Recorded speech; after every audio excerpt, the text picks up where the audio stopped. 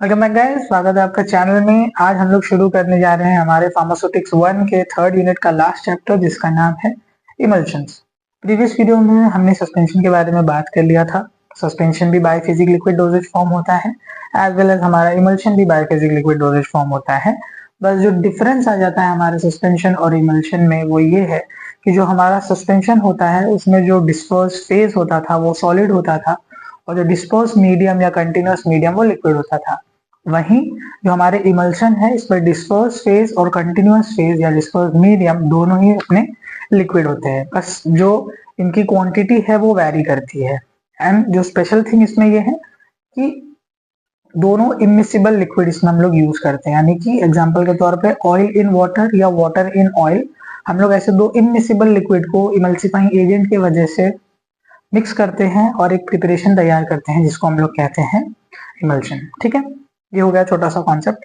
अब अगर proper definition की बात करें तो वो है कि इमल्शंस क्या है, बाइफेजिक लिक्विड प्रिपरेशन। ठीक है, दो फेज के लिक्विड प्रिपरेशन होते हैं ऑफ टू इमिसिबल लिक्विड, और इसमें भी जो दो लिक्विड होते हैं वो क्या होते हैं, इमिसिबल होते हैं। यानी कि बाइफेजिक यानी two phasic liquid preparation of two immiscible liquid, दो इमिसिबल लिक्विड होते हैं, one of which is disperse as a minute globules, यानी कि एक उसमें जो रहता है बहुत छोटे छोटे माइन्यूट ग्लोब्यूल्स यानी गोल गोल थिंग कह सकते हो आप, उनके रूप में डिस्पर्स रहता है through out the other continuous phase. दूसरा कंटिन्यूअस फेज रहता है जो लार्ज अमाउंट में रहेगा, उसमें छोटे अमाउंट में दूसरा फेज रहता है। ठीक है, उसी को हम लोग कहते हैं इमल्शन। दो फेज के लिक्विड प्रिपरेशन रहते हैं, दोनों एक दूसरे में मिक्सिबल नहीं होते हैं, इमिसिबल होते हैं। एक लार्ज प्रोपोर्शन में रहता है, एक छोटे प्रोपोर्शन में होता है। जो लार्ज प्रोपोर्शन में होता है उसको डिस्पर्स फेज कहते हैं, और जो जो कम प्रोपोर्शन में होता है उसको डिस्पर्स फेज कहते हैं, और जो ज्यादा प्रोपोर्शन में होता है उसको कंटिन्यूअस फेज बोलते हैं या डिस्पर्स मीडियम भी बोलते हैं। ओके, ये हो गया डेफिनेशन। अब जो इसमें ग्लोब्यूल्स का साइज होता है, यानी कि जो पहला वाला होगा जो कम मात्रा में होगा, उसका जो ग्लोब्यूल्स का साइज है वो 0.25 से लेके 25 माइक्रोमीटर तक होता है। ठीक है, ये ज्यादा इंपॉर्टेंट पार्ट है, इसको अपन लोग हाईलाइट कर लेते हैं। ठीक है, ओके। देन इसके बाद अब दोनों, जैसे कि हमने कहा कि इमिसिबल होते हैं, दोनों एक दूसरे में मिसिबल नहीं है, तो एक दूसरे को मिसिबल कैसे करेंगे, उसको मिक्स करने के लिए हम लोग ऐड करते हैं इमल्सिफाइंग एजेंट। बिना इमल्सिफाइंग एजेंट के आपका इमल्शन का प्रिपरेशन तैयार नहीं हो पाएगा। ठीक है, तो इसमें हम लोग ऐड करते हैं इमल्सिफाइंग एजेंट। इमल्सिफाइंग एजेंट का एग्जांपल है अकेसिया और ट्रगाकैंथ। ठीक है, ये हमेशा याद रखना, कोई भी आपसे पूछ सकता है कि ओके इमल्शन आप बना रहे हो, ओके इमल्शन आप बना रहे हो, वेरी गुड, तो उसमें दो इमिसिबल लिक्विड रहते हैं, दोनों एक दूसरे के साथ मिक्स नहीं होते, तो आप उनको मिक्स कैसे करते हो, क्या है वो जो दोनों को मिक्स करके रखता है, तो आप बोलोगे कि इन दोनों को जो मिक्स करके रखता है उसको हम कहते हैं इमल्सिफाइंग एजेंट। और इमल्सिफाइंग एजेंट के दो एग्जांपल है अकेसिया और ट्रगाकैंथ। ऐसे ही सस्पेंशन में उसको सस्पेंड करके रखता है सस्पेंडिंग एजेंट, वहां पे भी यही दो एग्जांपल आते हैं। ठीक है, ओके। देन यहीं से बढ़ाता हूँ भाई। ठीक है, देन कहता है कि दे आर थर्मोडायनेमिकली अनस्टेबल, और इमल्शंस का एक और प्रॉपर्टी है कि ये थर्मोडायनेमिकली अनस्टेबल होते हैं, यानी कि अगर टेम्परेचर के टर्म्स में हम लोग बात करें तो ये थोड़े से क्या होते हैं, अनस्टेबल होते हैं। अगर टेम्परेचर बढ़ जाता है या घट जाता है तो इनके अंदर ब्रेकिंग, क्रैकिंग, इनस्टेबिलिटी देखने के लिए मिलती है। ये भी हम अभी अच्छे से इन डेप्थ डिस्कस करेंगे हमारे आने वाले वीडियोज में। ठीक है, तो ये था basic introduction about the emulsion. ठीक है, कि बाइफेजिक लिक्विड डोजेज फॉर्म होता है, इमिसिबल, दो इमिसिबल लिक्विड होते हैं, एक छोटा जो होता है कंटिन्यूस फेज में डिस्पर्स होता है, ग्लोब्यूल साइज इसके जो होते हैं वो 0.25 से 25 माइक्रोन के होते हैं। दोनों को मिक्स करके रखने के लिए हम लोग इमल्सिफाइंग एजेंट इसके अंदर ऐड करते हैं, और ये थर्मोडायनेमिकली अनस्टेबल होते हैं। ये बेसिक से इंट्रोडक्शन खींच के लिखोगे मस्त हो जाएगा इंट्रोडक्शन। ठीक है, अब बात करते हैं हम लोग एडवांटेजेस की। क्या फायदा है हमको हमारा इमल्शन बना के। ठीक है, इमल्शन बनाने का कुछ फायदा भी तो होना चाहिए। तो पहला फायदा ये है कि unpleasant oil can be made pleasant. अगर जैसे कोई अनप्लीजेंट ऑयल है जिसको खाने में दिक्कत होती है, कंज्यूम करने में दिक्कत होती है, हम उसको प्लीजेंट बना सकते हैं इमल्शन के रूप में, अगर हम लोग उसको दे देते हैं। इसका एग्जाम्पल होता है कैस्टर ऑयल। कैस्टर ऑयल को कंज्यूम करना थोड़ा सा मुश्किल होता है, बट वहीं अगर हम उसको इमल्शन के रूप में प्रोड्यूस करके किसी को देते हैं तो वो इजीली उसको कंज्यूम कर लेगा। ठीक है, फिर क्या कह रहा है, drug which go under oxidation and hydrolysis can be given in the form. कुछ कुछ ड्रग्स जो होती हैं वो ऑक्सीडेशन शो करती हैं और हाइड्रोलिसिस शो करती हैं, ठीक है। ऑक्सीजन के प्रेजेंस में ऑक्सीडेशन हो जाता है और वाटर के प्रेजेंस में उसका हाइड्रोलिसिस देखने के लिए मिलता है, यानी कि ब्रेक डाउन हो जाती हैं ड्रग्स। तो अगर कोई ऐसी ड्रग है जो ऑक्सीडेशन या हाइड्रोलिसिस शो कर रही है, उनको हम लोग इमल्शन के रूप में बनाकर इजीली पेशेंट को दे सकते हैं, ठीक है। फार्मासिस्ट है, हमारा काम है प्रिपरेशन को भी बनाना, है ना। फार्मास्यूटिक्स में हम ड्रग प्रिपरेशन सीखते हैं, कैसे हम उसको बनाएंगे। तो आपको वो चीजें सोचनी है कि ये ड्रग है यार, ये ऑक्सीडेशन शो करती है या ये हाइड्रोलिसिस शो करती है, तो इस ड्रग को मैं कैसे कंज्यूम कराऊं, तो अपने पेशेंट को दूंगा कैसे। तो आप देखोगे कि ओके ये हाइड्रोलिसिस ऑक्सीडेशन शो करती है, इमल्शन इस सारी चीजें में बेटर होता है, तो हम लोग क्या करेंगे, इस पर्टिकुलर ड्रग को पेशेंट को जो डोजेज फॉर्म बनाएंगे वो इमल्शन के रूप में देंगे। समझ रहे हो? ओके। देन हम लोग इमल्शन बना के रेट ऑफ अब्जॉर्प्शन को बढ़ा सकते हैं, यानी कि ड्रग के अब्जॉर्ब होने के दर को हम लोग बढ़ा सकते हैं when we make it as an emulsion, ठीक है। अगर जब हम लोग किसी प्रिपरेशन को इमल्शन बना देंगे तो उसका रेट ऑफ अब्जॉर्प्शन बढ़ जाएगा। ये मैंने लिक्विड डोजेज फॉर्म के एडवांटेजेस में भी आपसे डिस्कस किया था।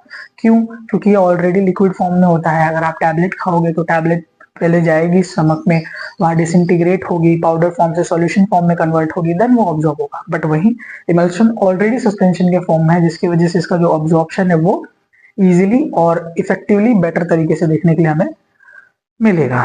ओके, देन नेक्स्ट पॉइंट क्या कह रहा है, formulate two incompatible drug at the same time.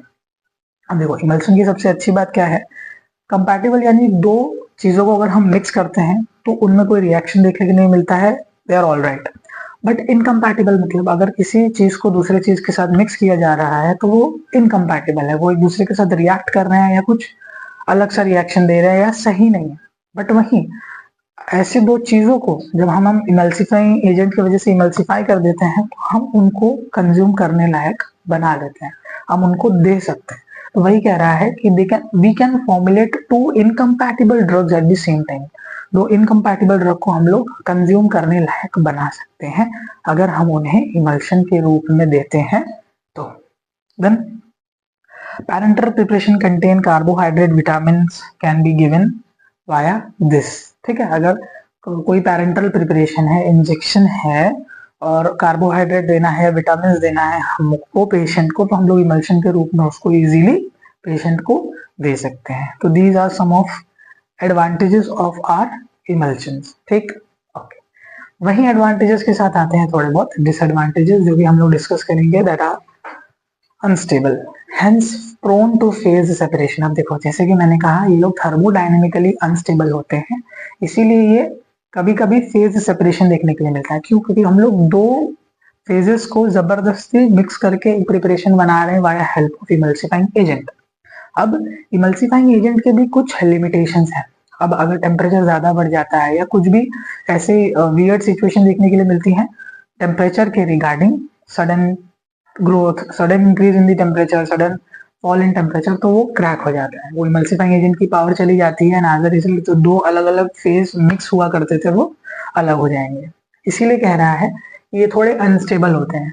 जब हम लोग अभी ठंड में जब आप कोल्ड क्रीम लेके आते हो तो कभी कभी देखोगे टेम्परेचर इंक्रीज या डिक्रीज होता है, तो मेन क्रीम आपकी अलग हो जाती है, थोड़ा सा वाटरी कंटेंट अलग हो जाता है, बस उसी को हम लोग कहते हैं फेज सेपरेशन, ठीक है। Okay, measuring device is required for administration. अब अगर आप कंज्यूम करने वाला उसमें दे रहे हो तो लिक्विड डोजेज फॉर्म का यही दिक्कत है कि आपको एक मेजरिंग डिवाइस लगेगा कंज्यूम करने के लिए। ऑब्वियस सी बात है, बिना मेजर किए तो आप कंज्यूम नहीं करोगे, आपको पर्टिकुलर अमाउंट ऑफ ड्रग ही नहीं मिलेगा, है ना, डोज ही नहीं डिसाइड हुई रहेगी तो दिक्कत हो जाएगी, है ना। स्टोरेज कंडीशन में affect the stability, as I early mentioned कि अनस्टेबल होते हैं अगर आप अच्छे से उसको नहीं रखोगे। अगर आप जहाँ रॉ मटेरियल रखा हुआ है, जो प्रिपरेशन बन के गोडाउन में रखी होती है, वहां टेम्परेचर अगर बराबर नहीं है, कम ज्यादा है, तो आपका प्रिपरेशन खराब हो जाएगा, ठीक है, स्टेबिलिटी को अफेक्ट करेगा। शॉर्ट शेल्फ लाइफ, इसी के कारण इनकी शॉर्ट शेल्फ लाइफ होती है। अगर आप इनको ज्यादा समय तक रखोगे तो ये खराब हो जाएगा। आप इनको लेके आए, आपको इनको इमीडिएटली या गिवन टाइम में आपको इनको यूज करना पड़ेगा, उससे ज्यादा रखोगे तो ये खराब हो जाएंगे। हाँ, यही है कुछ डिसएडवांटेज हमारे इमल्शन के। देन क्या कह रहा है, accuracy is needed to measure the dose. जब भी आप इमल्शन को दोगे तो आपको एक्यूरेसी चाहिए ऑब्वियसली यार। सस्पेंशन और लिक्विड डोजेज फॉर्म में हमने सारी चीजें ऑलरेडी डिस्कस कर रखी हैं कि जब किसी चीज को दोगे तो उसको मेजर करके ही दोगे, एक्यूरेसी में मेजर करोगे ना, क्योंकि अपने मन से कितना भी डाल के दे दोगे किसी को, ऐसा तो करोगे नहीं। लिक्विड डोजेज फॉर्म में ठीक होना है, ठीक है। तो भाई एक्यूरेसी की जरूरत पड़ती है, शेल्फ लाइफ कम होती है, स्टोरेज में दिक्कत हो सकती है, मेजरिंग डिवाइस लगता है, अनस्टेबल होते हैं, इसी के लिए फेस सेपरेशन हमें देखने के लिए मिल सकता है। Done, advantage, disadvantage and introduction. अब बात कर लेते हैं क्लासिफिकेशन की। देखो, इमल्शन दो टाइप के होते हैं, एक वाटर इन ऑयल, यानी कि पानी रहेगा ऑयल में, ऑयल की मात्रा ज्यादा है उसमें पानी की मात्रा कम है, water in oil. Okay, then इसका उल्टा रहेगा, ऑयल इन वाटर, ऑयल रहेगा किसके अंदर, वाटर के अंदर। इसका मैं एकदम सरल सा एग्जांपल दूं, जो विंटर में आप क्रीम लगाते हो, ये टाइम पे विंटर में जो आप फेस पे क्रीम लगाओगे बोरो प्लस टाइप, वो ऑयल इन वाटर रहती है, सॉरी वाटर इन ऑयल रहती है, यानी कि उसमें वाटर का कंटेंट कम रहता है एंड ऑयल का कंटेंट क्या रहता है, ज्यादा रहता है, इसीलिए वो आपके फेस पे थोड़ा ऑयलीनेस ले आती है। वहीं जो आप वैनिशिंग क्रीम लगाते हो या नॉर्मल टाइम पे जो मॉइस्चराइजर लगाते हो, वो क्या रहता है, ऑयल इन वाटर, यानी कि जो ऑयल है वो वाटर के अंदर थोड़ा सा रहता है, तो मॉइस्चराइज करता है वो और इजीली इवोपरेट हो जाता है, ठीक है, उसको कहते हैं वैनिशिंग क्रीम। तो ये दो एग्जांपल है, प्रिपरेशन भी आती है कंज्यूम करने वाली, ठीक है। तो वाटर इन ऑयल यानी कि ये रहा वाटर, ये रहा ऑयल, ठीक है, वाटर इन ऑयल ऐसे, ठीक है, ये हो गया। इसका एग्जाम्पल क्या है, बटर, जो हमारा मक्खन होता है उसी का ये एग्जाम्पल है। क्लासिफिकेशन तो आप कैसे लिखोगे, the emulsions are classified under the following type. The first type is water in oil type. In this type of emulsion, the water is in less quantity and the oil is in larger quantity. For example, butter. ठीक है, बस ऐसे ही simple, और ऐसा सा आपको एक diagram बना देना है बड़ा सा बढ़िया सा। देन आता है ऑयल इन वाटर टाइप, यानी कि पानी के अंदर वाटर रहेगा। तो इसके मल्टीपल टाइप हैं, इनको आप एक्सटर्नल यूज करने वाले में लगाते हो, ठीक है, कि oil in water type of emulsion are the type of emulsion in which the oil is present in the water, water is in continuous phase and oil is in the disperse phase. ऐसे आपको mention करना है, ऐसे आपको अपनी definition को construct करना है। उसका एग्जांपल है एक्सटर्नल, जो बाहरी रूप से हम लोग लगाएंगे, बेंजाइल बेंजोएट टाइप का इमल्शन आता है जिसको हम लोग एक्सटर्नली यूज करते हैं, और वो ऑयल इन वाटर टाइप होता है, यानी कि ऑयल की क्वांटिटी कम होगी, नहीं तो बहुत चिपचिपा नहीं हो जाएगा। ओके, इंटरनल यूज भी करते हैं, विटामिन ए को जब कॉर्न के ऑयल और वाटर में मिला के बनाया जाता है तो इंटरनल यूज के लिए वो भी इमल्शन क्रिएट हो जाता है। फिर एक आता है माइक्रो इमल्शन, ठीक है, micro emulsions are those type of emulsion in which the globules size ranges from 0.01 micrometer. ऐसे सिंपल सी डेफिनेशन बना के आपको लिखनी है, ठीक है। अब मैं सब लिखते बैठूंगा तो फिर मैं लिखूंगा 2 मिनट में बोलूंगा फिर रब करूंगा तो वीडियो बनाने में बहुत टाइम चला जाएगा ना, वीडियो लेट से आएंगे फिर, है ना। फिर आता है fine emulsion.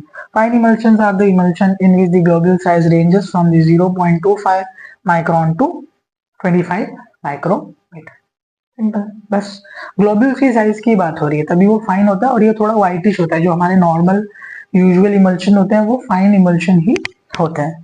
Then last type हमारा आता है मल्टीपल इमल्शन। मल्टीपल इमल्शन यानी इसमें दो टाइप होंगे। दो टाइप कैसे होंगे, ये पहले होगा फॉर एग्जाम्पल ये और फिर ये, समझा, ऐसे सेम टाइप रहेगा।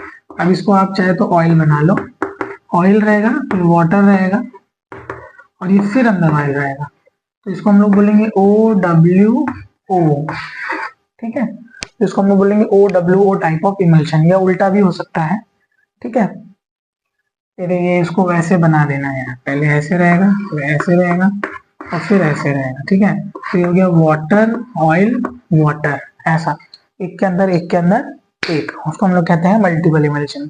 तो ये था हमारा बेसिक सा क्या, introduction, advantage, disadvantage and classification of our emulsion. हम मिलते हैं अगले वीडियो में जिसमें हम लोग देख लेंगे प्रिपरेशन, स्टेबिलिटी या इमल्शन को पहचानते कैसे हैं, आइडेंटिफिकेशन टेस्ट, जो आपको इमल्शन मिला है वो सही में इमल्शन है कि नहीं कैसे पता लगाओगे। तो हम लोग देखेंगे आइडेंटिफिकेशन टेस्ट, फिर देखेंगे स्टेबिलिटी टेस्ट और फिर देखेंगे प्रिपरेशन की भाई इमल्शन को बनाते कैसे।